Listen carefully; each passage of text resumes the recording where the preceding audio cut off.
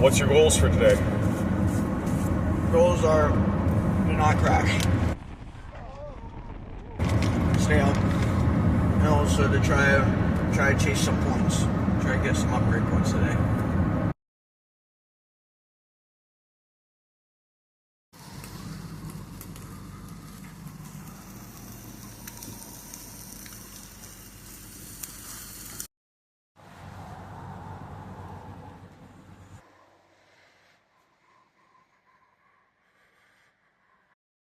Yep. It's March 22nd, heading to Mason Lake for the second race of the season. Snoqualm we passed was looking like it was going to get a lot of snow last night, so we took the long way around, and we camped by Columbia River last night, finishing the ride this morning, and right now we're heading to the race course, probably about 30 minutes out. So what are you enjoying right now? Strawberry banana smoothie. Got some almonds right now, and then in a little bit we'll start pre-carbing with a carb mix. How's your body feeling? You feel ready now that we're basically 3 weeks into the season with a full training weekend? Yeah, I feel good. And now I'm just ready to, once we get there, I'll get out, spin out the legs, and just get moving after a long drive. Yeah, what's interesting about the course itself that you remember from last year? It's got a few more rollers. It's a little more varied than Dungeness. It's a little shorter than a Tour Dunk loop, and it's got a little more variation in terms of it goes from like a wide road to like a small rough road, and I think it might be a bit more technical. So it's just like a lot of just slight variations from the last one, but it's not like a super hilly course or anything.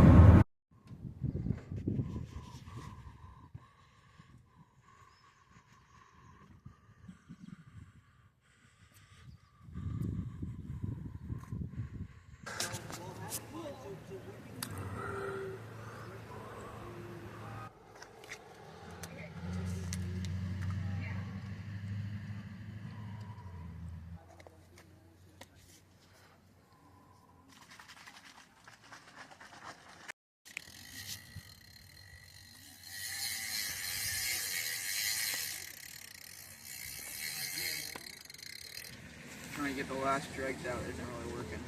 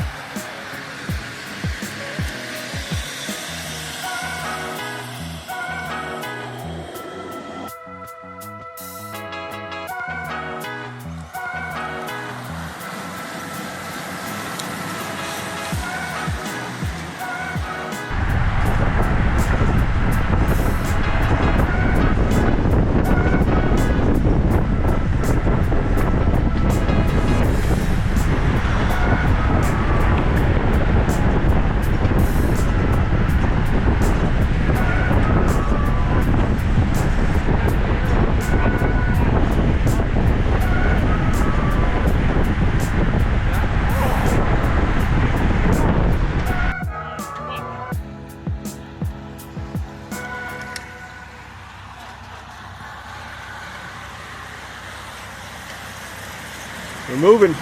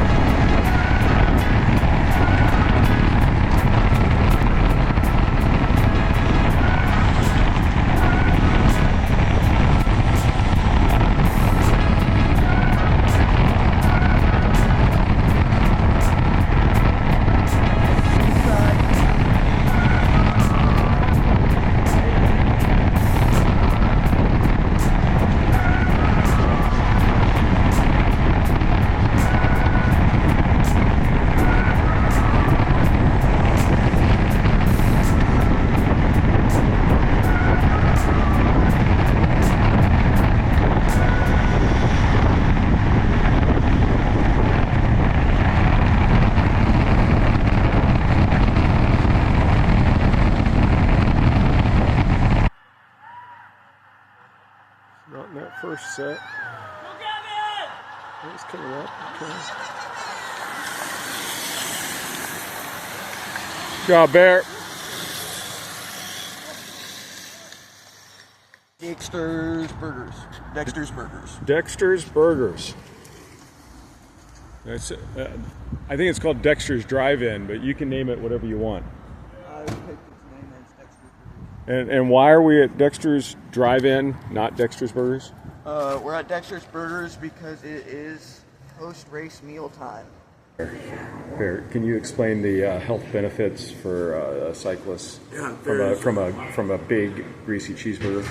The benefits are the grease, the cheese, and the meat, which provide protein. And that is pretty much it. There's also carbs, which are also really good. Other than that, there is close to no benefit, just calories. What about the fat? That's also really good. Calories, not good for anything else. All right, Bear, so let's do a little post Mason Lake chat here. Had a little bit of time now to think about the race. So when you finished that race, you seemed pretty content with your finish. I mean, obviously you didn't podium, you didn't pick up any points, but what was positive about the way the race ended for you? It was just nice. I didn't feel like I was completely blown away in the sprint. I didn't even stand up to sprint. At the end, I just stayed seated and just kind of tried to power to the line. I know it's a really long straightaway at Mason Lake, and you don't want to get out of the saddle and start spraying full out and then run out of gas at the end. So I caught a couple guys right at the end, and that's what I was hoping to do. And just glad to see that even without getting out of the saddle, I was able to keep within a decent range of the guys who were going full out and really timed it well. Yeah. So what was the hardest part of this race? This race was really punchy. It was a lot of slowing down and then sprinting again to catch the next attack. Not really consistent pace for most of it. I think the thing I struggled at most was probably just at the very end, positioning going into the final sprint. We had a break of 2 that went up the road. We didn't pull them back, and so it was a sprint for third. And I was right on the back of the train that was going to take me probably to third place, at least a chance for a third place sprint. But I picked the wrong line early. But yeah, just being able to position well, stay up near the front. That's something I have to work on, not allow myself to get bumped and shouldered back to the back of the line. Okay, so you said you picked the wrong line coming into the finish. What does that mean, to pick the wrong line?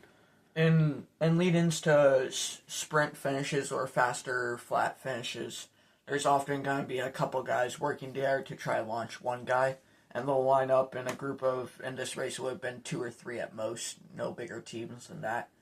And so you want to pick the right line, as in pick the right team to sprint behind, but also to pick the right side of the road. Know which way the road's going to curve, where is it going to pinch. You have to know the right line, both in who you're racing behind and also where you're racing on the road, on the physical road. Like what's the next couple weeks look like for you? We got 2 weeks of training, then we're going to hit Birds of Prey and Pickle Butte race before we head down to race in the Junior Redlands race. And Pickle Butte and Birds of Prey will be Cat 1, 2, 3, at least they are right now. And they'll be a lot hillier, a little more suited for me, but mostly our people going there are going to be really strong in the climbs as well. So that's going to be kind of fun I've already got some quality racing in my back pocket. Already know I'm in good form now. I got to really improve to step it up for better competition.